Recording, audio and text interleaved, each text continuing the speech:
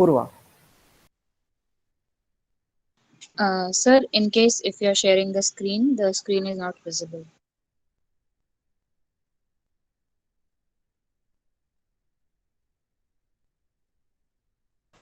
I'm not sharing the screen right now. Purva, please take over.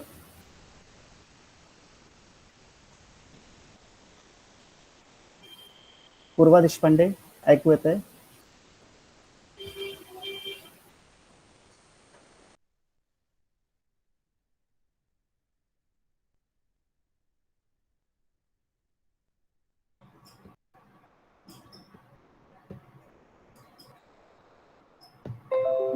नमस्कार, मी पूर्वा प्रशांत देशपांडे. आज मी तुमच्या समोर हे काढलेलं चित्र जे भारत माता कसं कोरोनापासून संरक्षण करत आहे हे दाखवण्याचा प्रयत्न केला आहे. पण सर्वात आधी तर आपल्या सर्वांना स्वातंत्र्याच्या अमृत महोत्सव वर्षाच्या हार्दिक शुभेच्छा.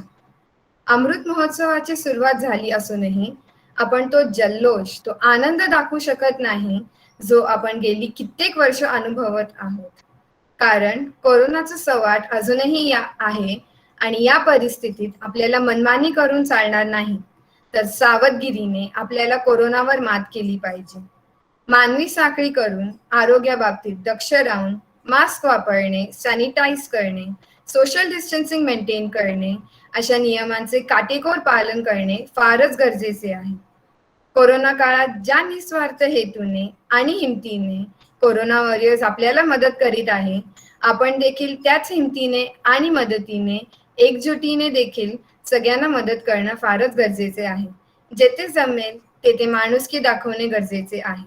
जी माणुसकी, जे सहकार्य आपण मागच्या वर्षी केरळ प्रदेशासाठी केलं आहे, तीच मदत, तेच सहकार्य आपण या वर्षी देखील कोकणात आलेल्या महापुरासाठी दिसणे गरजेचे आहे. आपण या भारत मातेची शपथ घेऊ की यापुढे कोणतेही संकट आले तरी आपण त्याला एकजुटीने आणि हिमतीने सामोरे जाऊ. जय हिंद. धन्यवाद.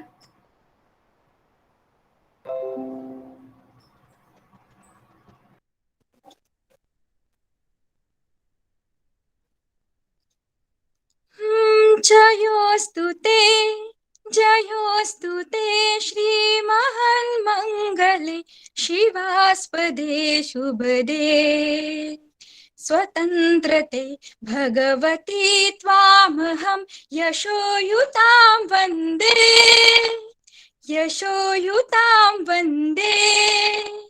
जयोस्तु ते श्रीमहन्मंगले शिवास्पदे शुभदे स्वतंत्रते भगवती त्वामहं यशोयुतां वन्दे.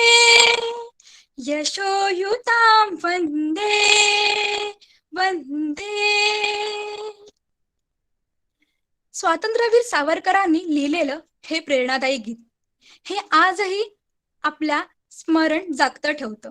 हे आजही आपल्याला स्वातंत्र्याचं महत्व पटवून देतं आणि त्या स्वातंत्र्याचा आज आपण जागर करणार आहोत.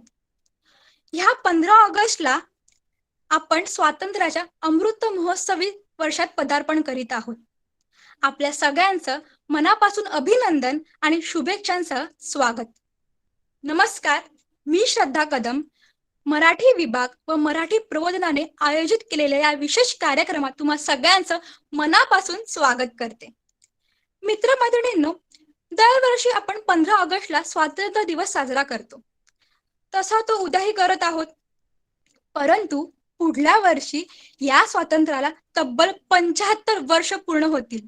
म्हणजेच आपण भारतीय स्वातंत्र्याचा अमृत महोत्सव साजरा करतो आहोत. मग आम्ही ठरवलं हे जरा वेगळ्या पद्धतीने करून पाहूया. म्हणजेच स्वातंत्र्य म्हणजे काय हा मुद्दा नीट समजून घेऊ. कला, तत्वज्ञान, शास्त्र, समाजशास्त्र, अर्थशास्त्र, मानसशास्त्र अशा सगळ्या संदर्भात स्वातंत्र्याचा अर्थ नीट समजून घ्यायचा. आपले विद्यार्थी मित्रमैत्रिणी यांवर एक 5 मिनिटं बोलणार आहेत आणि उलगडून सांगणार आहेत स्वातंत्र्याचे अर्थ नव्हे. चला तर मग सुरुवात करूया सुंदर कार्यक्रमाला. मी सुरुवातीला आमंत्रित करते माझी मैत्रीण पूजा पाडी हिला.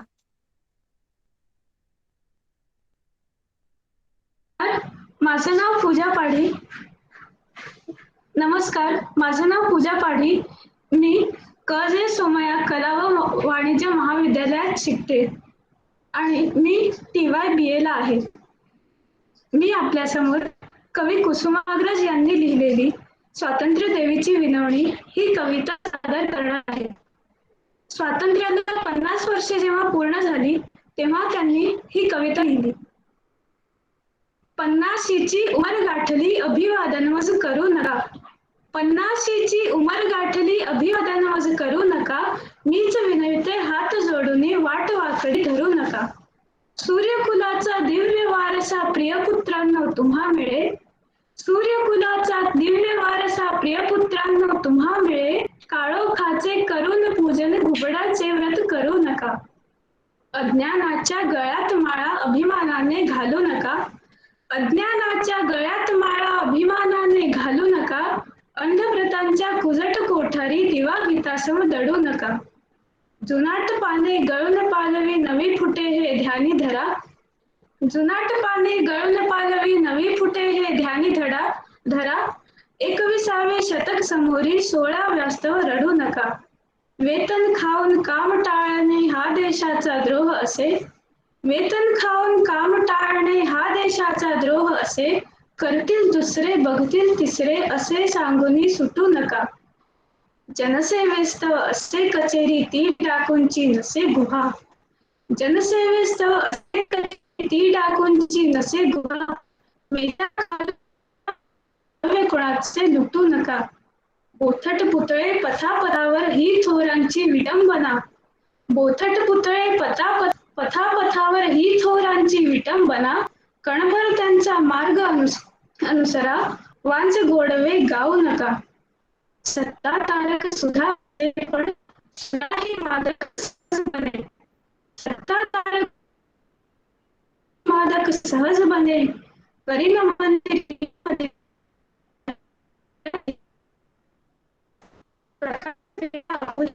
दिवा दिव्याने पेटत असे. प्रकाश पेरा अपुल्याभोवती दिवा दिव्याने पेटत असे. इथे भ्रष्टता तिथे नष्टता शंखच पोगळ फुंकू नका. पाप कृपणता पुण्य सदैता संत वाक्य हे सदा स्मरा. पाप कृपणता पुण्य सदैता संत वाक्य हे सदा स्मरा. भलेपणाचे कार्य उगवता कुठे तयावर भुंकू नका. धन्यवाद.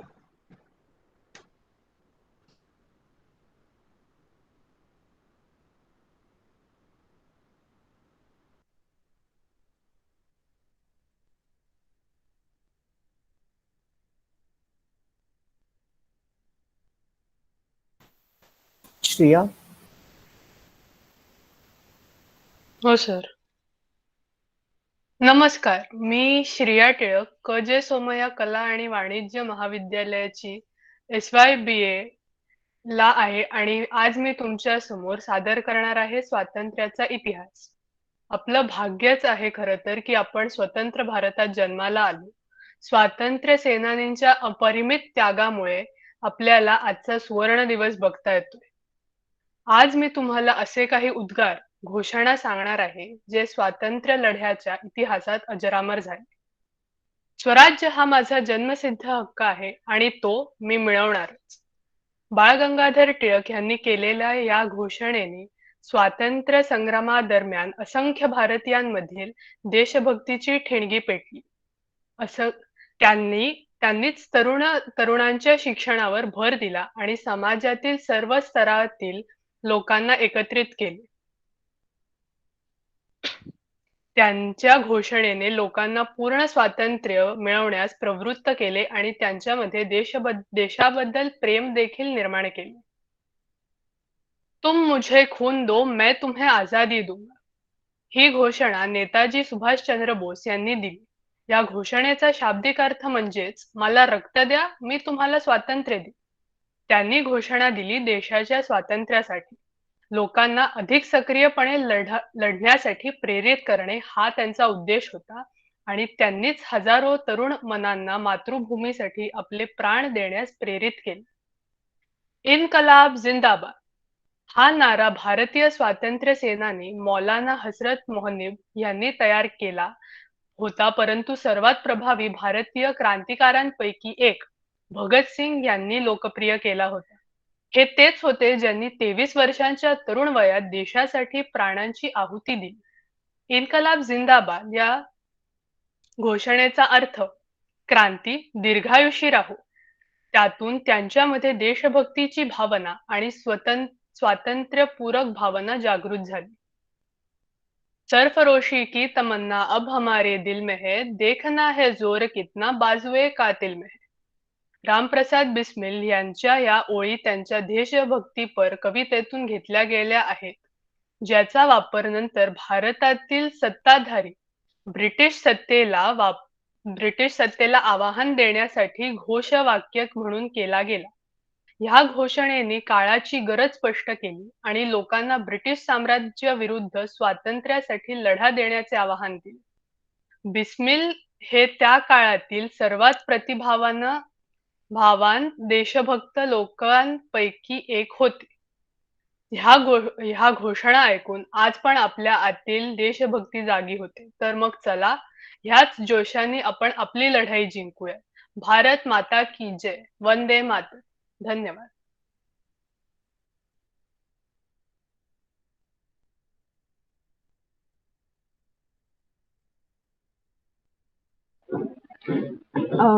Hello, am I audible enough? हो, ऐकू येते आवाज. नमस्कार, मी गौरी देसाई. गजे सोमय्या कला आणि वाणिज्य विद्यालयात मी कला शाखेत द्वितीय वर्षात शिकत आहे. आज मी आपल्या समोर स्वातंत्र्याचे तत्वज्ञान या विषयावर काही बोलणार आहे. आज 15 ऑगस्ट याच दिवशी 1947 साली आपला भारत देश पारतंत्र्याच्या गुलामगिरीच्या बेड्यातून मुक्त झाला. आपल्याला स्वातंत्र्य मिळालं. बरं, आता स्वातंत्र्य मिळालं म्हणजे नक्की काय झालं? तर स्वातंत्र्य हे एक रिअलायझेशन आहे. कारण आपली कृती ही केवळ एक वैयक्तिक निवड नाही, तर सर्वांच्याच नजरेत स्वतःला तर्कशुद्धपणे सिद्ध करण्यासाठी एक सक्षम असणारी अशी निवड आहे. कांटने स्वातंत्र्याच्या बुद्धिवादाला पूर्ण वाव दिला. Action is free when consciousness is determined against sensible desires according to the rational principle. आता स्वातंत्र्य म्हणजे आपण जे करतो ते नाही, पण ते आपण कुठल्या पद्धतीने करतो त्याला स्वातंत्र्य म्हणतात. स्वातंत्र्य आणि जबाबदाऱ्या हातात हात घालून चालतात, हेच खरं. स्वातंत्र्य हा एक दृष्टिकोन आहे. आता आपण बघूया की भारतीय तत्वज्ञांच्या दृष्टीने स्वातंत्र्याचं काय महत्व आहे किंवा त्यांची यावर काय मत आहेत. स्वामी विवेकानंद 39 वर्षाच्या आयुष्यात किती आणि काय काय केलं ना त्यांनी. शिकागोच्या भाषणात my dear brothers and sisters असं म्हणून त्यांनी सगळ्यांची मनं जिंकली. ते म्हणतात, आमच्या तत्वज्ञांच्या मते स्वातंत्र्य हे एक ध्येय आहे. नॉलेज किंवा ज्ञान हे ध्येय असू शकत नाही, कारण ज्ञान हे एक संयुग आहे. ते शक्ती आणि स्वातंत्र्याचे संयुग आहे आणि केवळ स्वातंत्र्य जे आहे तेच महत्वाचं आहे. ते असंही म्हणतात, आम्ही दुःख किंवा आनंद शोधत नाही, तर स्वातंत्र्य, पूर्ण स्वातंत्र्य. स्वातंत्र्य जे आहे ते अविभाज्यपणे अमरत्वाशी जोडलं गेलं आहे. मुक्त होण्यासाठी निसर्गाच्या नियमांपेक्षा वर असणं अत्यंत आवश्यक आहे. जोपर्यंत आपण अज्ञानी आहोत किंवा आपल्याला एखाद्या गोष्टीची माहिती नाही, तोपर्यंत आपल्याला कायदा जाचक वाटेल. पण जेव्हा आपल्याला त्याचं ज्ञान येतं, त्या गोष्टीबद्दल माहिती मिळते, तेव्हा आपल्याला आढळते की कायद्यामध्येच स्वातंत्र्य दडलेले. जनगण मन अधिनायक जय हे शब्द ऐकल्यावर आपल्याला रवींद्रनाथ टागोरांची आठवण होते. आपल्या स्वातंत्र्य भारताच्या राष्ट्रगीताचे ते जनक आहेत. आता बघूया ते स्वातंत्र्याबद्दल काय म्हणतात. रवींद्रनाथ टागोर हे मानवी स्वातंत्र्याचे प्रेमी होते. पाश्चात्य उदारमतवादामुळे प्रभावित झालेल्या त्यांनी असं मत मांडलं, एखाद्या राष्ट्राचे स्वातंत्र्य त्याच्या नागरिकांना त्यांचं मत उघडपणे आणि ठाम व्यक्त करण्यास पुरेसा वाव देईल. त्यांच्या स्वातंत्र्याविषयीच्या ज्या कल्पना होत्या त्या त्यांनी गीतांजलीमध्ये मांडल्या आहेत. आता आत्मसाक्षात्कारामुळे आत्म्याचे ज्ञान होते. स्वातंत्र्य आत्म्याचे ज्ञान प्राप्त करण्याची संधी प्रदान करेल. हे केवळ कारण आहे की स्वातंत्र्याच्या वातावरणात ध्येय गाठून एखाद्याला त्याच्या आतली स्वत्वाची जाणीव करण्यास वाव मिळेल. आत्मसाक्षात्कार आत्म्याला प्रबुद्ध करेल आणि त्याला प्रकाशात मिळेल. टागोरांनी अशी देखील कल्पना मांडली की राजकीय स्वातंत्र्य हे स्वातंत्र्य नाही, जोपर्यंत ते स्पिरिच्युअल स्वातंत्र्यासह नसेल. स्पिरिच्युअल स्वातंत्र्य हे राजकीय स्वातंत्र्यामागील मार्गदर्शक शक्ती आहे. एखाद्या व्यक्तीला त्याचे राजकीय ध्येय साध्य करण्यासाठी स्पिरिच्युअलिटी योग्य मार्ग दाखवते. राष्ट्राच्या बाबतीत देखील हेच लागू होते. स्वातंत्र्याचा पाठपुरावा करण्यासाठी टागोरांना भारतात स्वशासन हवे होते. त्याद्वारे देशाला ज्ञानप्राप्ती होईल, देशाला प्रगतीच्या मार्गावर नेईल. स्वराज्य हे सारे राजकीय आजार बरे करण्याचे औषध आहे. म्हणूनच त्यांनी भारताच्या पूर्ण स्वातंत्र्याची मागणी केली. टागोरांनी भारतीय मानवता ओळखण्याचे मूलभूत दावे उपस्थित केले. भारताला मुक्त करण्यासाठी त्यांनी ब्रिटिश अधिकाऱ्यांना सांगितले. गांधीजींनी सविनय कायदेभंगाची सुरुवात केली तेव्हा रवींद्रनाथ टागोरांनी त्यांना भारतातून इंग्रजांच्या तावडीतून मुक्त करण्याचे आवाहन केले. अशा प्रकारे त्यांना भारत आणि इंग्लंड या लोकांमध्ये परस्पर मैत्री आणि सहकार्य अपेक्षित होते. आता आपण अरबिंदो हे काय म्हणतात ते पाहूया. अरबिंदो हे भारतीय तत्ववेते, योगी, कवी आणि भारतीय क्रांतिकारक होते. वंदे मातरम सारख्या वर्तमानपत्राचे संपादन करणारे ते एक पत्रकार देखील होते. ब्रिटिश राजवटीपासून स्वातंत्र्याच्या भारतीय चळवळीत ते सक्रिय सहभागी होते. त्यांनी मानवी प्रगतीबद्दलचे त्यांचे अनेक विचार देखील मांडले. श्री अरबिंदोंपेक्षा कोणीही स्वातंत्र्याचे स्वरूप अधिक खोलवर किंवा उत्कटतेने शोधले नाही. त्यांनी लिहिले, मुक्त होण्याची तळवळ मानवी मनात इतकी आहे की हजारो युक्तिवाद जरी एकत्र आले तरी ते उखाडून टाकू शकत नाहीत. श्री अरविंदांनी स्वातंत्र्याच्या कल्पनेकडे प्रथम एका क्रांतिकारी पॉइंट ऑफ व्ह्यूने बघितले. क्रांतिकारकांनंतर जेव्हा ते तत्वज्ञ झाले तेव्हा त्यांना स्वातंत्र्याचा वेगळाच अर्थ उमगला. स्वातंत्र्य म्हणजे काय? एखाद्या व्यक्तीसाठी राष्ट्राच्या सामूहिक जीवनात ते कसे साकारले जाऊ शकते? वैयक्तिक स्वातंत्र्य आणि समाज किंवा राष्ट्राच्या सामूहिक हितसंबंधांमध्ये योग्य संतुलन कसे साधता येईल? स्वातंत्र्याचा लढा शूर आणि प्रेरणादायी शब्दांनी प्रेरित होऊन इतक्या वेळा रक्तपात झाला, इतक्या अत्याचाराने का संपतो? या प्रश्नांची उत्तरे शोधण्यासाठी त्यांनी आयुष्य समर्पण केले आणि हळूहळू त्यांनी एक दृष्टी विकसित केली जी भारतासाठी आणि भारताद्वारे जगाला एक फार मोठी देणगी झाली. आता आपण एक थिअरी ऑफ फ्री विल याची माहिती घेऊया. मुक्त इच्छा किंवा फ्री विल आपण ज्याला म्हणतो ती एक नैतिक जबाबदारी, स्तुती, अपराधीपणा आणि इतर या सगळ्या संकल्पनांची जवळून जोडली आहे जी केवळ मुक्तपणे निवडलेल्या कृतींवरच लागू होते. हे मन वळवणे, विचार करणे, प्रतिबंध या संकल्पनांची देखील जोडलेली आहे. आता आपण एक फ्री विलचं एक छान उदाहरण सांगू. भगवद्गीता. आता बऱ्याच वेळेला असं वाटतं की भगवद्गीता हे स्पिरिच्युअल पुस्तक आहे, त्याच्यात एखाद्या स्पेसिफिक धर्माबद्दल सांगितलंय. पण तुम्ही भगवद्गीतेला एका फिलॉसॉफिकल पॉइंट ऑफ व्ह्यूने वाचून बघा, तुम्हाला त्यातून एक वेगळाच मार्ग दिसेल. भगवद्गीतेचा जो मार्ग आहे तो सक्तीचा नाही, तर त्याऐवजी तो स्वतंत्र इच्छेचा म्हणजे वे ऑफ फ्री विल आहे. हा आत्मसाक्षात्काराचा मार्ग आहे. मानवाला निवडीचे स्वातंत्र्य दिलंय पण ते निरंकुश नाहीये. जीवनाचे उद्दिष्ट लक्षात घेऊन मानवाने त्या स्वातंत्र्याचा विचारपूर्वकच वापर केला पाहिजे. या भगवद्गीतेमध्ये कृष्ण हा गुरु आहे ज्याने आपल्या शिष्याला अर्जुनाला जीवनाची सर्व सत्ये स्टेप बाय स्टेप शिकवली. बरं, कृष्णाने असं अजिबात सांगितलं नाही की मी सांगतोय म्हणून तू हे ऐक. त्याने अर्जुनाला प्रश्न विचारायची अनुमती दिली. त्याने अगदी पेशंटली ऐकून घेतलं. अर्जुनाच्या मनात काय शंका आहे त्या शंकांचं निरसन देखील केलं. कृष्णाचं काय मत होतं त्याने त्याचे सिद्धांत लादण्याऐवजी अर्जुनाने त्याची शिकवण समजून घ्यावी आणि स्वतःचे मत बनवावे अशी त्याची इच्छा होती. एखादी व्यक्ती त्याने निवडलेल्या मार्गांचे अधिक विश्वासाने अनुसरण केव्हा करू शकते? जेव्हा त्याला एक समाधान मिळते की त्याच्या कल्पना ह्या त्याच्या स्वतःच्या आहेत आणि त्यावर कोणीही लादलेल्या नाहीयेत. याचं उदाहरण म्हणजे इदं ते ज्ञानमाख्यातं गुह्यात् गुह्यतरं मया विमृशै तदशेषेण यथेच्छसि तथा कुरु. भगवद्गीतेच्या 18व्या अध्यायातला 63वा श्लोक. अशा प्रकारे हे गोपनीयाहून जे गोपनीय ज्ञान आहे ते मी तुला सांगितले. आता तू ह्या ज्ञानाचा संपूर्णपणे विचार कर आणि जे तुझ्या मनोबुद्धीला, जे तुझ्या सत्सद बुद्धीला योग्य वाटेल त्याचा विचार करून ते निर्णय तू घे. असं कृष्ण म्हणतो अर्जुनाला. आपल्याला स्वातंत्र्य मिळालंय, स्वैराचार करण्याचा अधिकार नव्हे. स्वातंत्र्याबरोबर आपल्याला आपल्या नैतिक आणि सामाजिक जबाबदाऱ्यांचे भान ठेवणे अत्यंत अत्यंत आवश्यक आहे. हे लक्षात ठेवून आपण इथून पुढे आपल्याला मिळालेल्या स्वराज्याचे सुराज्यात रूपांतर करण्यासाठी प्रयत्न करूया. Thank you so much. आता मी वैभवी चांदेरकरला निमंत्रित करते. ती कला शाखेत 3य वर्षात संस्कृत विषय शिकते. ती आज सामाजिक स्वातंत्र्य या विषयावर बोलणार आहे. Over to you Vaibhavi. नमस्कार, मी वैभवी नारायण चांदेरकर, क जे सोमय्या कला आणि वाणिज्य महाविद्यालयात तृतीय वर्षाच्या कला शाखेला आहे. आज मी आपल्या समोर सामाजिक स्वातंत्र्य म्हणजे नेमकं काय त्याबद्दल काही माहिती देण्याचा प्रयत्न करते. मित्रांनो, स्वातंत्र्य ही फार आकर्षक संकल्पना आहे. माणसाला वैचारिक, धार्मिक, सामाजिक, आर्थिक, राजकीय, शैक्षणिक इत्यादी अनेक प्रकारचे स्वातंत्र्य असू शकते आणि किंबहुना त्याला ते हवंच असतं.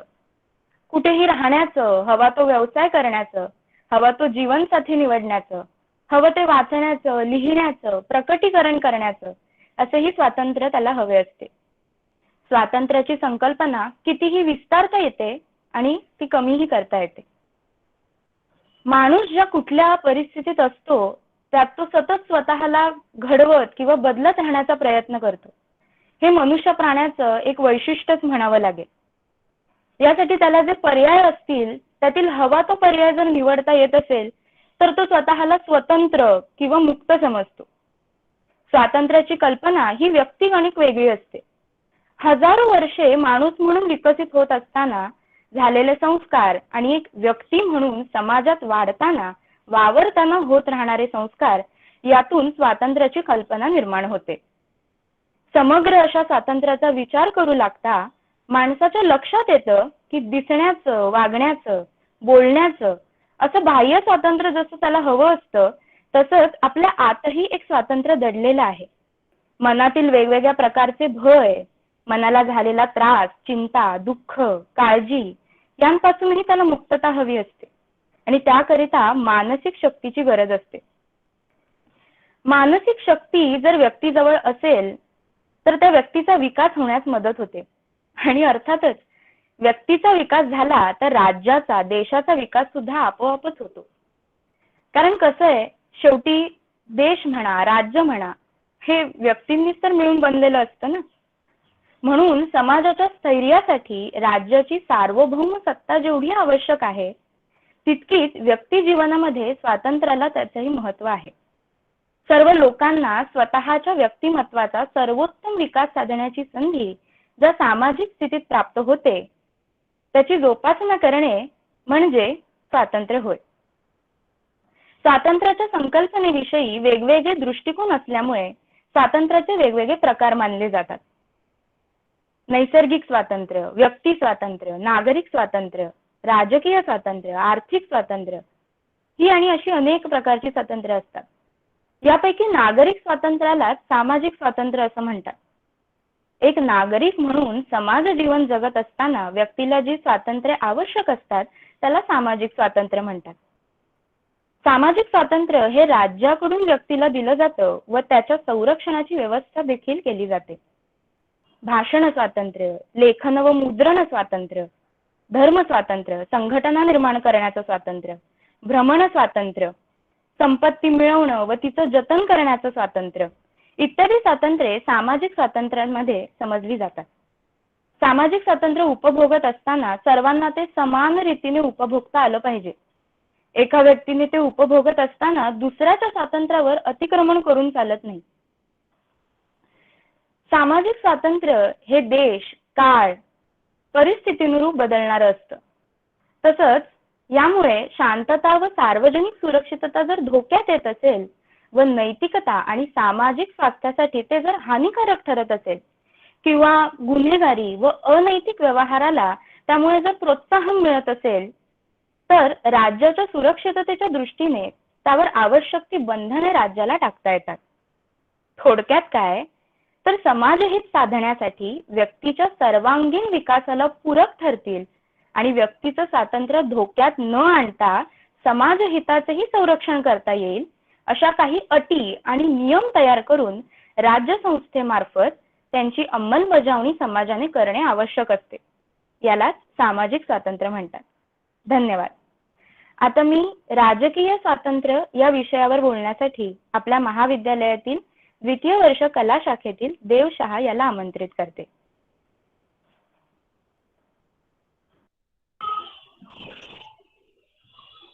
नमस्कार मंडळी, माझं नाव देव योगेश शाह. मी कजे सोमय्या कला वाणिज्य महाविद्यालयात BA ला द्वितीय वर्षाचा विद्यार्थी आहे. सगळ्यांना 74व्या स्वातंत्र्य दिनाच्या पूर्वसंध्येच्या शुभेच्छा. आज माझा विषय राजकीय स्वातंत्र्य हे आहे.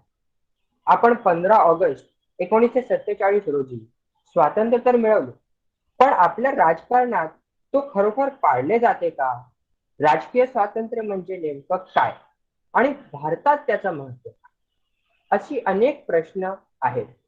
पण आज मी एक अशा विषयावर प्रकाश टाकण्याचा प्रयत्न करणार आहे ज्याबद्दल खूप कमी बोललं जातं. आपल्याकडे संविधानाने नागरिकांना अनेक स्वातंत्र्य दिलेले आहे. विकसनशील राष्ट्रांना रोखणारा एक अडथळा म्हणजे राजकीय दडपशाही.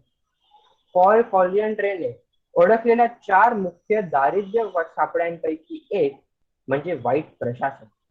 राष्ट्रांना ते दारिद्र्यात बंद ठेवते. हुकुमशाही आणि लष्करशाही आर्थिक विकासासाठी आवश्यक अटींना परावृत्त करतात. या व्यतिरिक्त इतर क्षेत्रांवर राजकीय क्षेत्राचे सापेक्ष प्राबल्य वाईट प्रोत्साहनांचा संच तयार करते. थिओडोर डॅलरिम्पल यांनी नमूद केल्याप्रमाणे अनेक गरीब राष्ट्रांमध्ये राजकीय प्रायोजक शोधण्याशिवाय जगात पुढे जाण्याचा किंवा समृद्ध होण्याचा कुठलाही मार्ग नाही. जेव्हा लोक उद्योजकीय यशापेक्षा राजकीय यशाने अधिक मिळवण्यासाठी उभे राहतात, तेव्हा सर्वात प्रतिभावान आणि महत्वाकांक्षी व्यक्ती व्यवसायिक क्रियाकलापांद्वारे नोकऱ्या आणि संपत्ती निर्माण करण्याऐवजी राजकीय क्षेत्रातील वैयक्तिक यशाकडे आपली ऊर्जा निर्देशित करतात. जेव्हा अल्पसंख्याकांना किंवा सामान्य व्यक्तींना असे वाटते की ते राजकीय क्षेत्रात सक्रिय सहभागी होण्याऐवजी शक्तिहीन बळी आहेत, तेव्हा ते त्यांचं कौशल्य, सर्जनशीलता आणि शक्ती घेतील आणि त्यांच्या मूळ देशाला त्यांच्या सर्वात महत्वाच्या संसाधनापासून वंचित ठेवून नवीन ठिकाणी नेतील. आणि खरं तर हे त्यांचा राजकीय स्वातंत्र्याचा त्यांनी केलेला वापर आहे. पण राजकीय स्वातंत्र्य हे फक्त अल्पसंख्याकांसाठी गरजेचं आहे का? या बाबतीत वेगवेगळ्या लोकांची वेगवेगळी मतं आहेत. काही लोक म्हणतात की बहुसंख्याकांना राजकीय स्वातंत्र्याची गरज नाही, कारण त्यांच्याकडे ह्युमन फोर्स म्हणजे मानवीय बळ आहे. त्यामुळे ते हवं तेव्हा अल्पसंख्याकांना दाबू शकतात. पण याच तथ्यावर 1962 साली ऑस्ट्रेलिया येथे तिथल्या अल्पसंख्याकांद्वारे झालेल्या विरोधात खूप वाद झाले. तेव्हा शेवटी तिथल्या तज्ज्ञांनी, जे बहुसंख्याकांच्या पक्षात होते, एक नवा विचार केला. ते म्हणाले की हे 15वे शतक नाही जिथे अल्पसंख्याकांना बहुसंख्यक राज्य करतील. हे 20वे शतक आहे. हे 21वे शतक आहे. आणि आजच्या काळात अल्पसंख्याकांना जसे राजकीय स्वातंत्र्य आहे आणि संविधानात त्याची नोंद आहे, तशी बहुसंख्याकांना अल्पसंख्याकांनी त्या राजकीय स्वातंत्र्याची अनावश्यक गोष्टींसाठी वापर न करणार याची खात्री बहुसंख्याकांना आहे. एकूण राजकीय स्वातंत्र्य याची गरज फक्त अल्पसंख्याकांना नाही, तर ती बहुसंख्याकांना देखील आहे किंवा नाहीये, हे त्या विरोधाच्या जवळजवळ 59 वर्षांनंतर सुद्धा आज काही ठरलं नाही. पण राजकीय स्वातंत्र्य हे फक्त अल्पसंख्याकां किंवा बहुसंख्याकांसाठी या मुद्द्याशी निगडीत नाही. आपण एक व्यक्ती म्हणून, एक नागरिक म्हणून त्याचा वापर कसा करतो हे खरं तर महत्वाचं आहे. 5 वर्षात एकदा मतदान करून झालं की आपले काम झाले असं काही लोकांना वाटतं. पण त्यानंतर निवडून आलेलं प्रशासन काय करतोय, कसं काम करतोय, कोणासाठी काम करतोय, हे सगळं बघणं देखील आपल्या राजकीय स्वातंत्र्याचा भाग आहे आणि आपण तो वापरलाच पाहिजे. त्यामुळे जागरूक व्हा आणि देशाला पुढे न्या, ही माझी शुभेच्छा. धन्यवाद. आता मी SYBA मधील ज्ञानदा जोशी हिला आमंत्रित करतो तिच्या सादरीकरणासाठी. धन्यवाद.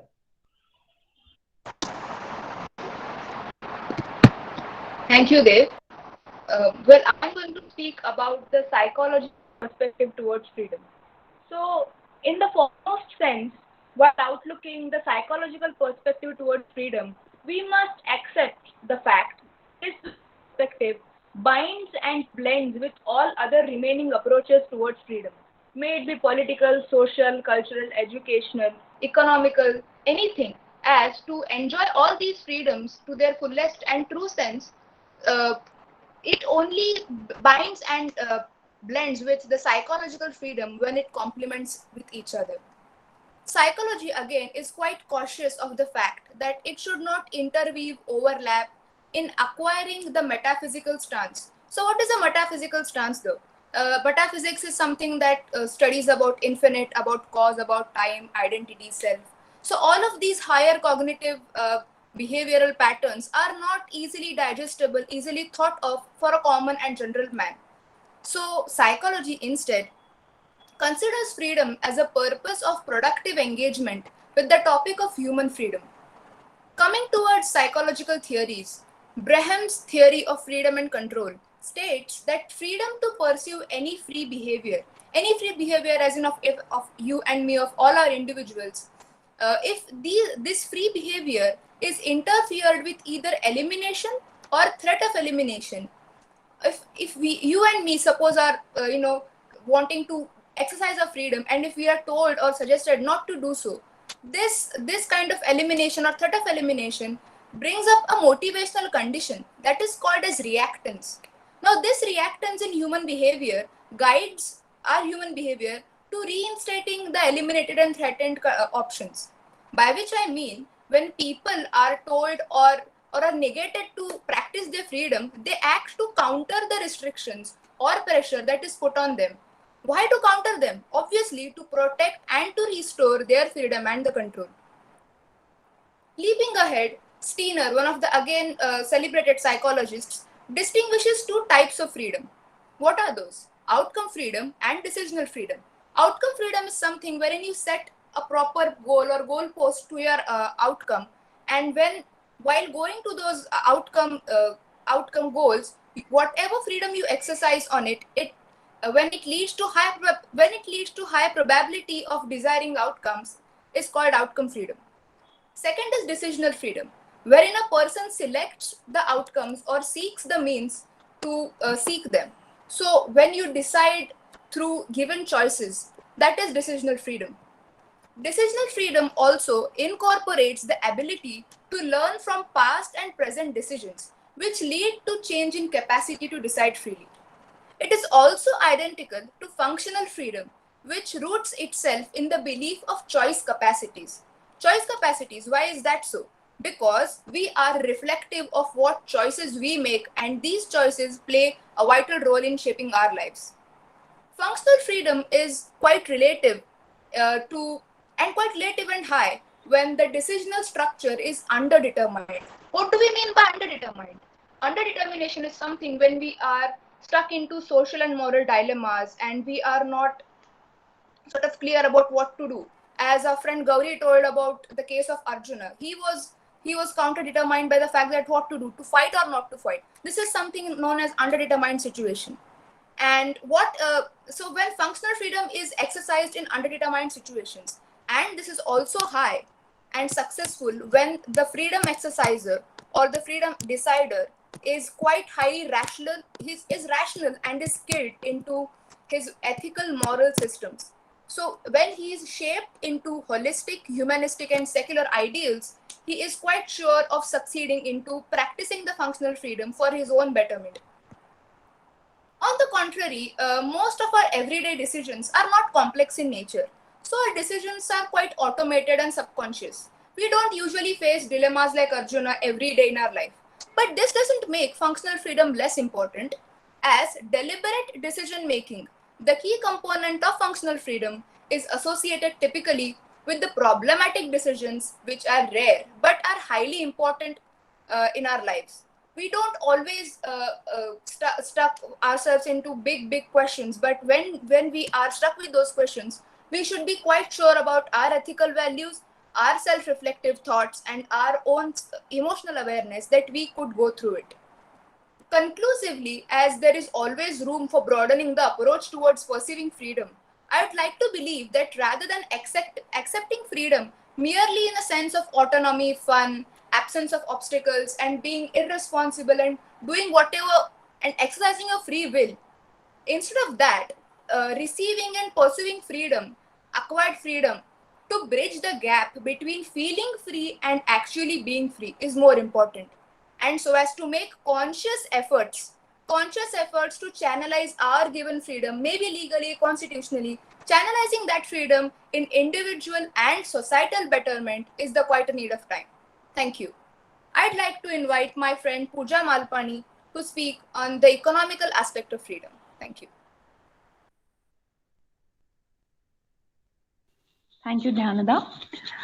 नमस्कार, आज मैं पूजा मालपानी आप सभी माननीय गण के समक्ष इस गौरवान्वित 75वीं स्वतंत्रता दिवस के उपलक्ष्य में अपने विचार प्रकट करने जा रही हूँ। 15 अगस्त ये सिर्फ एक तारीख नहीं है, ये हर एक भारतीय के लिए अविस्मरणीय दिवस है, क्योंकि भारतवर्ष की स्वतंत्रता नहीं दर्शाता, बल्कि ये दिवस हर एक भारतीय के बलिदान, देश के प्रति उसका आत्मसमर्पण एवं अनेकता में एकता दर्शाता है। हमारे देश की आजादी अनेकों भारतीयों ने अपनी जान न्यौछावर कर दी।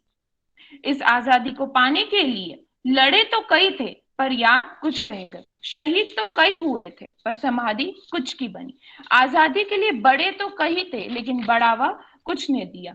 कर्म तो कई ने किए थे, परंतु भारत कर्मभूमि कुछ की बनी।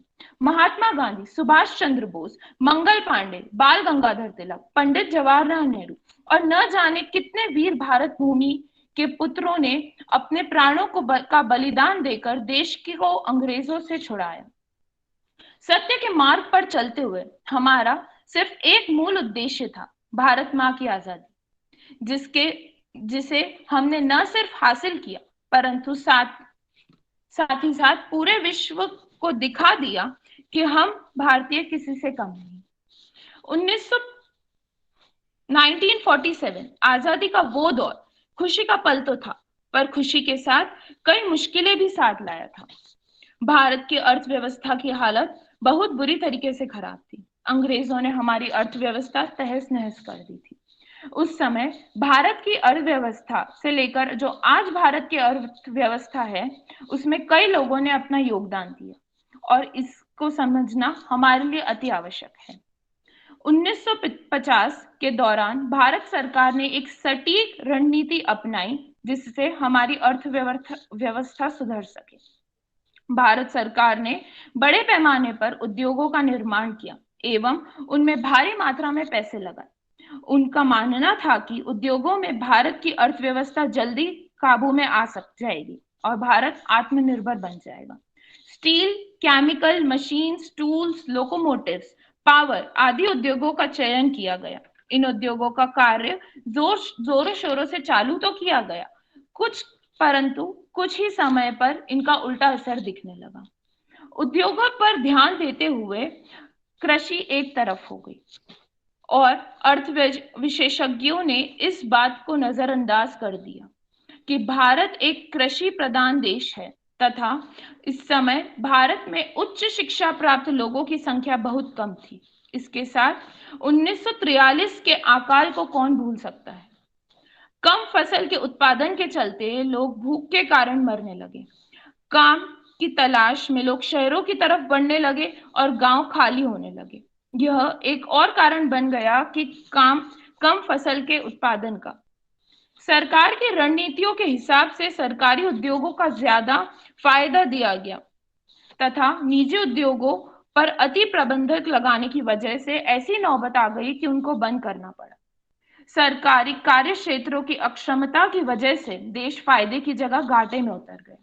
देश में ऐसी नौबत आ गई कि रोज की जरूरतों का सामान भी दूसरे देशों से मंगवाना पड़ा। 1960 में खाद्य संकट को देखते हुए सरकार ने अपनी रणनीति में कुछ बदलाव किया। किसानों को उनकी फसल का अच्छा दाम मिलने लगा। HYV seeds, chemical fertilisers, subsidies on modern inputs, ऐसी काफी चीजें किसानों को दी गई, जिसे हम आज ग्रीन रेवोल्यूशन के नाम से जानते हैं।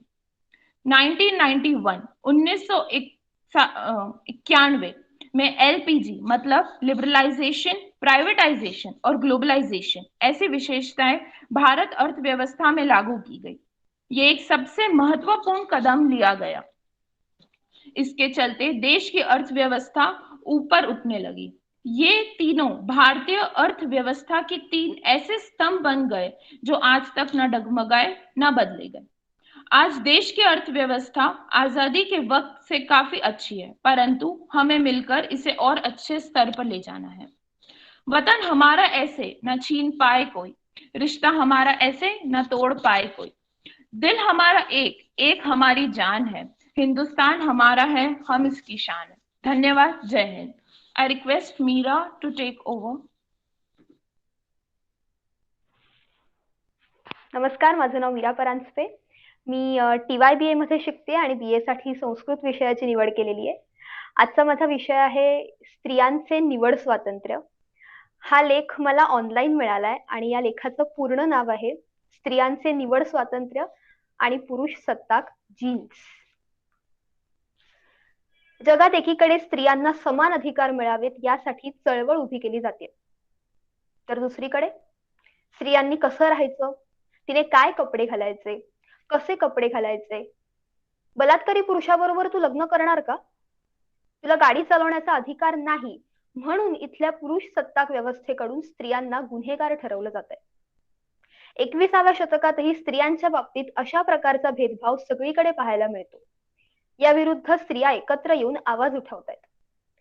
नुकतेच उत्तराखंडच्या मुख्यमंत्र्यांनी स्त्रियांच्या जीन्स घालण्याच्या फॅशन बद्दल वक्तव्य केलं. अशी वक्तव्ये कायम कुठे ना कुठे पाहायला ऐकायला मिळतातच. अशाच काही घटनांचा या निमित्ताने घेतलेला हा आढावा. वर्ष 2016. इंग्लंड मधल्या एका कार्यालयातील स्वागत कक्षात काम करणारी निकोला थोर्प एके दिवशी अचानक तिच्या कंपनी मालकाने तिला नोकरीवरून काढून टाकलं. कारण काय, तर निकोलाने उंच टाचेची सँडल घातलेली नव्हती. उंच टाचेच्या सँडलमुळे मला चालताना त्रास होतो, पाय दुखतात, त्यामुळे मी अशी सँडल घालू शकत नाही असे तिने सांगितले. तरीही तिचे म्हणणे ऐकून घेण्यात आले नाही. त्यावर कार्यालयात उंच टाचेची सँडल घालणे हा कामाचा निकष असू शकत नाही. त्यामुळे झालेल्या अन्यायाविरुद्ध आवाज उठवायचा निर्णय निकोलाने पक्का केला आणि त्यासाठी मदत घेतली ती समाज माध्यमांची. डिअर सर, वेअर हिल्स या मोहिमेद्वारे तिने पुरुषांनी एक दिवस तरी हिल्स वापराव्यात असे म्हणत त्याचा जोरदार प्रचार केला. त्यातल्या गांभीर्यामुळे म्हणा किंवा निकोलाचं म्हणणं पटलं म्हणून असेल, या मोहिमेची माहिती सर्वदूर पसरू लागली व तिच्या समर्थनात 1.5 लाख लोक एकत्र आले. या मोहिमेची नोंद जागतिक स्तरावर घेण्यात आली. त्यामुळे लंडन सरकारला चौकशी समिती स्थापन करावी लागली. समितीने निर्णय दिला की कोणताही मालक, अधिकारी त्याच्या कर्मचाऱ्याला विशिष्ट प्रकारच्या चप्पल घालण्यासाठी जबरदस्ती करू शकत नाही. असे करणे म्हणजे त्या व्यक्तीच्या मानवी हक्कांचे उल्लंघन होय.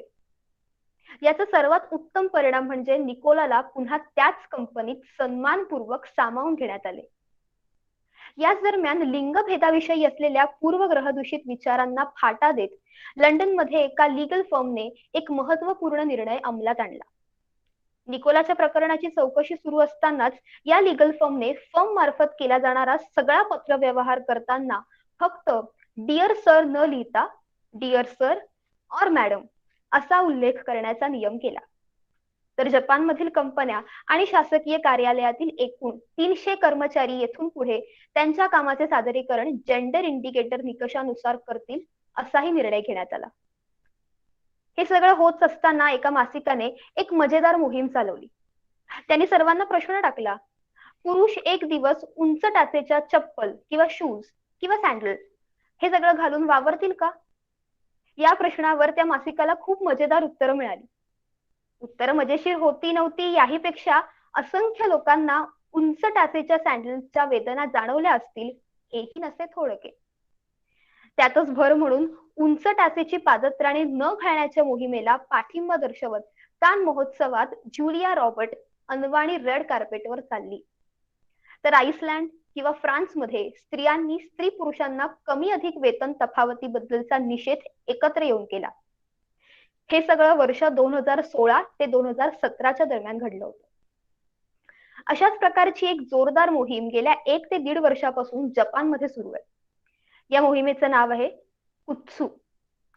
जपानमध्ये कामाच्या ठिकाणी स्त्रियांनी उंच टाचेचे सँडल्स किंवा बूट वापरायच्या सक्ती विरोधात युमी इशिकावा या स्त्रीच्या पुढाकारानं कुटू नावाची चळवळ सुरू केली. या चळवळी दरम्यान जपानी स्त्रिया लिंगभेदावर आधारित नियमांविरुद्ध आवाज उठवत आहेत. जपानी भाषेत कुत्सू म्हणजे चप्पल वा सँडल आणि कुत्सू म्हणजे वेदना सुद्धा. तासन तास उंच टाचेचे बूट घालून काम करणं आम्हाला त्रासदायक ठरू शकतं. तेव्हा कामाच्या ठिकाणी स्त्रियांसाठी असलेला हा जाचक नियम काढून टाकण्यासाठी युमीनं कामगार मंत्र्यांकडेच हजारोंच्या स्वाक्षऱ्या असलेली याचिका दाखल केली. तिच्या समर्थनार्थ अनेक मोर्चे 2018 मध्येही दक्षिण कोरियातील एस्केप द कॉर्सेट ही चळवळ प्रचंड गाजली. या चळवळी अंतर्गत अनेक महिलांनी आपापल्या डोक्यावरील चक्क केस कापले आणि त्या मेकअप विना फिरत होत्या. क्रांतिकारी पाऊल म्हणून या चळवळीकडे सोशल मीडियावर म्हटलं गेलं. दक्षिण कोरियन युट्यूब स्टार लीना बी हिला मेकअप फ्री मोहिमेत भाग घेतल्यानं धमक्या देखील गेल्या. दक्षिण कोरियात महिलांनी भरपूर वेळ मेकअप करून त्वचेची निगा राखून सुंदर दिसावं अशक्यप्राय अशा सामाजिक अपेक्षांविरोधात एस्केप द कॉर्सेट या चळवळीला सुरुवात झाली. याच दक्षिण कोरियात ब्रालेस मोहीम 2019 मध्ये मोठ्या प्रमाणात चर्चेत आली. या मोहिमेचा चेहरा बनलेली अभिनेत्री आणि गायिका सलली हिने सोशल मीडियावर स्वतःचे ब्रालेस कपडे घालून पोस्ट केले. यामुळे सललीवर अनेक प्रकारे टीका सुद्धा झाली. ब्रा न घालण्यासाठीच्या मोहिमेचा इतिहास आहे. 1968 साली अमेरिका स्पर्धेच्या बाहेर महिलांनी आंदोलन केलं होतं. तिथूनच ब्रा बर्निंग फेमिनिस्ट ही संकल्पना आली. 1968 मध्ये अमेरिकी स्त्रिया अमेरिका स्पर्धेवर बंदी घालत आपल्या हक्कांसाठी रस्त्यावर उतरल्या होत्या. या स्पर्धेसाठी पोहण्याचा पेहराव घालण्याची अट होती. अशा प्रकारे स्त्रियांच्या शरीराचे प्रदर्शन होऊ नये अशी भूमिका त्यावेळी महिला चळवळीशी निगडीत असलेल्या स्त्रियांनी व्यक्त केली होती. अमेरिकेच्या सामाजिक नंतर गृहिणी असलेल्या स्त्रिया अर्थार्जनासाठी बाहेर पडल्या होत्या, तरीही समाजात असलेले त्यांचे स्थान दुय्यमच राहिले होते. त्यामुळेच पुरुषांपेक्षा कमी लेखणारा पेहराव आम्ही झुगारून देणार असा पुकारा करत न्यू जर्सी मध्ये काही महिलांनी आपल्या ब्रा काढून फेकून दिल्या होत्या. दुसऱ्या दिवशी याबद्दलची बातमी ब्रा बर्निंग मुव्हमेंट म्हणून तिथल्या वृत्तपत्रात आली होती. त्यामुळे ह्या ब्रा बर्निंग मोहीम असंही म्हटलं जातं.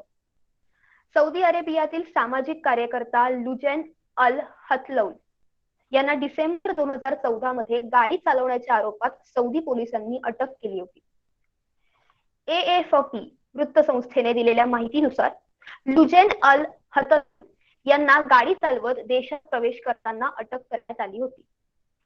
पत्रकार मायसा अल अमौदी यांनी याचा विरोध केला होता. लुजैन यांच्या समर्थनार्थ गाडी चालवत त्या सीमेवर पोहोचल्यानंतर पोलिसांनी त्यांनाही अटक केली. लुजैन आणि अल अमौदी यांना जेलमध्ये टाकण्यात आलं. त्यानंतर कोर्टाने या दोघींवर रियादच्या दहशतवादाविरुद्ध कोर्टात खटला चालवण्याचा आदेश दिला होता. यानंतर आंतरराष्ट्रीय मानवाधिकार संस्था आणि इतर देशातील मानवाधिकार संस्थांनी सौदी अरेबियावर प्रचंड टीका देखील केली होती. अखेर 73 दिवसांनंतर लुजैन अल हथलौल यांची मुक्तता करण्यात आली. हे जगभरातील लिंगभेद, स्त्रियांनी काय घालायचं, स्त्रियांनी काय खायचं, स्त्रियांनी कुठे फिरायचं, स्त्रियांनी गाडी चालवायची का, असे सगळे मुद्दे आजच्या काळातही स्त्रियांना सोसावे लागतात. हा प्रश्न स्त्रियांनी फक्त कपडे कसे घालावे याचा नाही, हा प्रश्न स्त्रियांच्या निवडीचा स्वातंत्र्याचा, स्त्रियांच्या मानवी हक्कांचा आहे. स्त्रिया फाटकी जीन्स घालतात म्हणून बलात्कार होऊ शकतो, स्त्रिया संध्याकाळी बाहेर जातात म्हणून बलात्कार होतो, असे पोकळ विधान स्त्री अत्याचाराच्या अमानवी घटना घडल्यानंतर केले जातात. पण इथली पुरुष सत्ताक व्यवस्था या गोष्टीकडे की स्त्रियांवर अत्याचार तेव्हाही होतात जेव्हा पुरुष सत्तेचा जीन्स त्याच्या नजरेतून स्त्रियांच्या फाटक्या जीन्स मध्ये डोकावतो. दिवसागणिक क्षणोक्षणी गेज रेपही होतात. दुर्दैवानं या जगात 3-4 वर्षाच्या मुलीवरही पुरुष सत्ताकतेचे विषाणू हल्ला करतात. म्हणून जगातील पुरुष सत्ता व्यवस्थेला स्त्रियांचे मानवी हक्क, स्त्री पुरुष समानता ही वेळोवेळी आणि पिढ्यानपिढ्या शिकवून मानवी मूल्यांची रुजवात शालेय वयापासून सातत्याने करायला हवी. धन्यवाद. या पुढची सूत्र मी माझी मैत्रीण अक्सा खान हिला देते. धन्यवाद मीरा.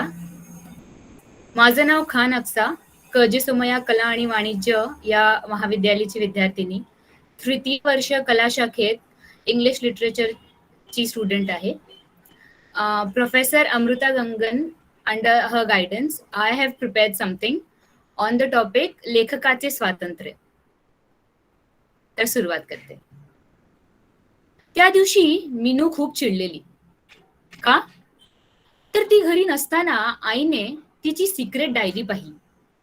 त्याच्यात लिहिलेल्या कविता वाचल्या व तेवढंच नाही तर त्या टाकून दिल्या. मीनू शाळेत जाणारी मुलगी होती. तुम्ही म्हणाल बरोबर केलं तिच्या आईने. अभ्यास करण्याच्या वयात ही आजकालची मुलं नको त्या गोष्टींमध्ये पडतात. असेल मीनूचंही तसलं काही. काय असणार दुसरं? विरह किंवा प्रेम यावरच लिहिली असेल कविता, म्हणून तर सिक्रेट डायरी मध्ये ठेवली होती. पण त्या कवितेचा विषय तसा काही नव्हताच. मीनूने न्यूजवर निर्भयाची केस पाहिलेली आणि तिच्या कवितेचा विषय देखील तसाच होता. आईने तिला लोकांची धाक दाखवली आणि तिच्यात त्या आगीला शांत केलं. अशा अनेक मीनू असतील ज्यांनी लिहिण्यासाठी वही पेन तर घेतला असेल, पण तो कागद कोराच राहिला असेल. We talk about partition era, जेव्हा स्त्रियांनाच नव्हे तर कोणालाही फ्रीडम ऑफ एक्सप्रेशन नव्हता. का? तर आपण सगळ्या इंग्रजांच्या गुलामशाहीत होतो. तेव्हा देखील काही धाडसी लेखकांनी हिम्मत करून sorrows and sufferings by the Britishers यावर पुष्कळ लेखन केलं. And that's the only reason we know what actually happen then. आपल्या पूर्वजांनी किती आणि काय सहन केलं हे आपल्याला जाणवलं. But there were also some writers like Amrita Pritam, Ismat Chugtai, Kamla Das who wrote about female sexuality openly.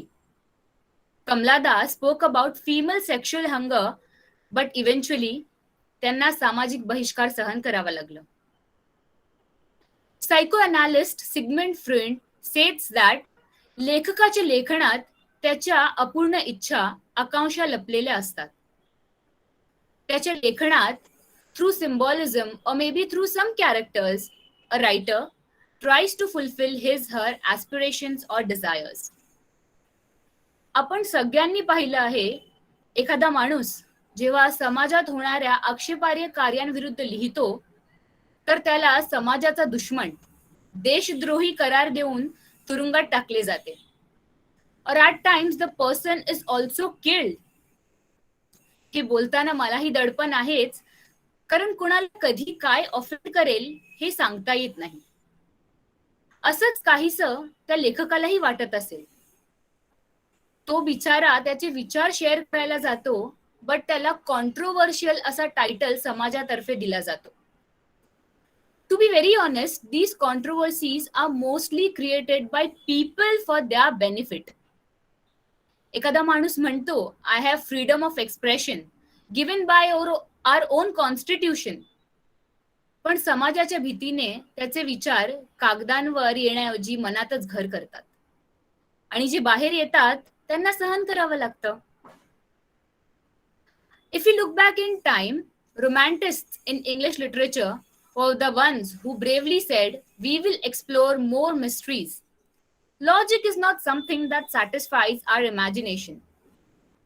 त्यांनी अनेक कविता, कथा, कादंबऱ्या लिहिल्या जे आज सुद्धा लोकप्रिय आहेत, which were totally against the boundaries put forth for a writer then. आजकाल सोशल मीडियाच्या जमान्यात जिथे मैत्रिणीला टोमणा मारण्यापासून तिची प्रशंसा करण्यापर्यंत आपण स्टेटस टाकतो, तिथे एखाद्याने सोशल और पॉलिटिकल इश्यूज, मेंटल, फिजिकल और sexual health for that matter यावर काही पोस्ट केलं तर त्याला अनेक वेगवेगळे टॅग्स दिले जातात. अरे, तू त्या पॉलिटिकल पार्टीचा आहेस असं वाटतं. काय रे, तू ह्या रिलिजनचा असून त्या रिलिजनला कसा सपोर्ट करतोय? अरे, तू इतक्या ओपनली बायसेक्शुअलिटी या टॉपिकवर कसा पोस्ट केलाय? काढतो आधी. अरे बाबांनो, तो फॉलोअर्सची रेस आणि स्ट्रीक्सच्या क्रेज मधून बाहेर पडून काहीतरी प्रोडक्टिव्ह करण्याचा जेन्युइन प्रयत्न करतोय. त्याला तरी अप्रिशिएट करा. त्यातलं कोणी तालिबानवर वाचत असेल तर त्याला लगेच टेररिस्ट घोषित करणं हे कितपत योग्य आहे? फ्रीडम काय आहे, त्याची डेफिनेशन काय आहे? आपण त्या गोष्टींना कसं पर्सिव्ह करतो यावर डिपेंड करते. It depends on the writer how he exercises his autonomy. मी असं अजिबात बोलत नाही लेखकाने काहीही लिहिलं तरी आपण गुपचूप त्याला मानायचं. And to get himself on the correct track, one can always question themselves, or rather follow their conscience. तो कधी खोटं बोलणार नाही.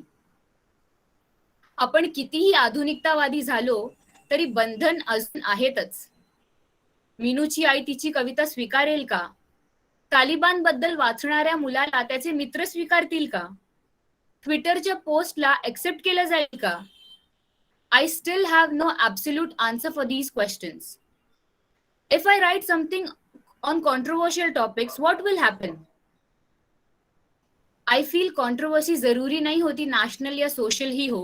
घर पे लेट आने पर भी कभी कभी कंट्रोवर्सी हो जाती है और फिर हम उस कंट्रोवर्सी के बारे में अपनी सीक्रेट डायरी में लिखने लगते हैं. तर मुद्दा असा आहे, we as a society contribute a lot to it. बंधन घातलेली पुस्तकं पुन्हा नव्याने कधी प्रसिद्ध होतील? This depends on us. Freedom is something जे कोणी बाजारातून आणून देऊ शकत नाही. जसं लेखकाला स्वातंत्र्याचा हक्क आहे तसं वाचकालाही आहे असं तो बोलेल. So a solution to this is we need to learn the power of acceptance. कोणताही लेखक पुरस्कारासाठी वही पेन उचलत नाही. एखाद्या पिंजऱ्यातल्या कैद पक्ष्यासारखे त्याचीही इच्छा असते त्याच्या विचारांना मोकळं करण्याची, उंच भरारी घेण्याची. तर आपण त्यावर लिमिटेशनचं कुलूप न लावता एक्सेप्टन्सची किल्ली देऊया. बोलायचं तर खूप काही आहे, बट वेळेचा भान आहे म्हणून थांबते आणि सगळ्यांची क्षमा मागते. जसं सलमान रुश्दी यांनी इंग्लिश चटनिफिकेशन केलं तसं मी काही खूप मोठ्या व्यक्तींसोबत माझं कम्पॅरिझन अजिबात करत नाहीये, पण तसंच आज मी इथे काही केलं, इंग्लिश, हिंदी, मराठी यांचं मिक्सचर केलं. पण भावना पोचल्या असतील असं मानून मी धन्यवाद. शेवटी द्या ओळी म्हणेल, लहरे ख्वाहिशों की दिल में मेरे बह चली, राहे वो पुरानी छोड़ के अब मैं चली, पिंजरा तोड़ के उड़ जाना है, बाहें खोल के अब उड़ जाना है. कार्यक्रमाच्या शेवटी आपण ऐकणार आहोत कीबोर्डवर वाजवलेलं एक गीत. हे राष्ट्र देवतांचे, हे राष्ट्र प्रेषितांचे. सादर करतोय आमचा 12वीचा विद्यार्थी मित्र मल्हार निमकर. धन्यवाद.